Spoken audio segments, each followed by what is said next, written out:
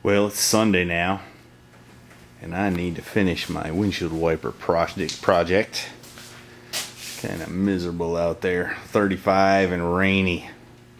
Of course, not nearly as cold as it is in the Great Northwest, or the Great Northeast, or probably the Midwest.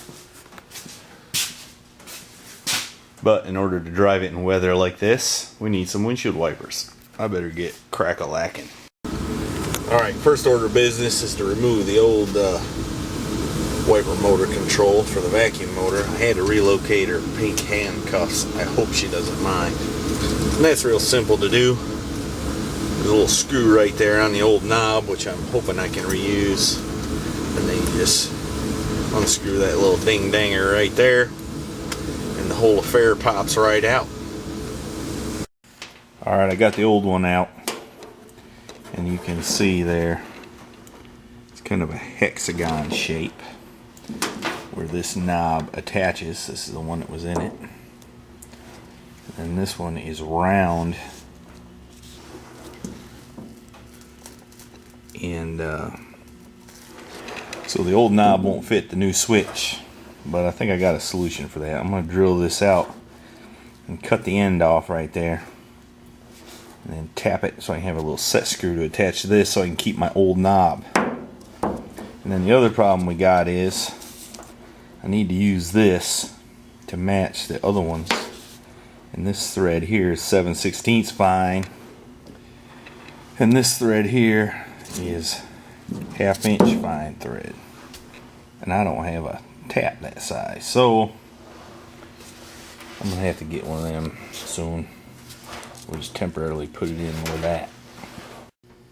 Alright, you can see there I've performed my modifications and drilled and tapped that out and put the little set screw in. Now I just need to grind the what remains of the set screw off, and it should work. I did decide to put some sleeve retainer Loctite on it, but there it is, ground off. Hope that switch don't go bad. Had a birthday the other day and turned a year older, so now I got out my old man knee pad. Got the switch installed and wired up. The only thing left to do now is run the wires up under there so it don't look so too jumbled. And we have a fuse right there for wipers. Now let me stand on my head and do that. Alright, there it is. Got it up in there pretty nice and neat. Put a fuse in so the wipers will work. Let's see what happens. Turn the key on. Hey. And that should be intermittent.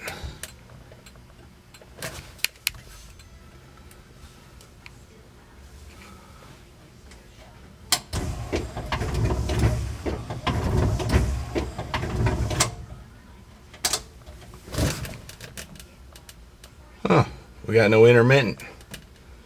I'll have to investigate that. And a little brace quieted things up quite a bit. I think some longer wiper blades will be in business. Alright, one more time. I had my wires mixed up.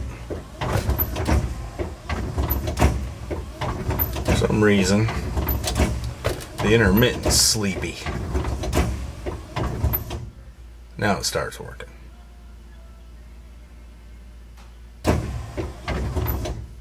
don't know why that is, but that's the way it is.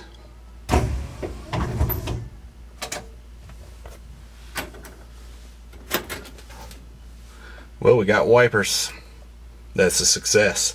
Here in a minute I'll give you some measurements of that wiper motor I used and how I wired it up. Alright, there's the wiper motor I used. About 8.5 inches long overall. And you turn it up.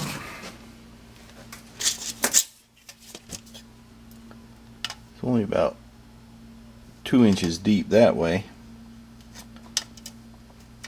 If you remove that thing, which I did. And then right here It's about 2 inches from this point to this point. I suppose some of you might want it to pass through something, so it's probably 1.5 inches where you could put a nut on it and tighten it up. And let's see, this way,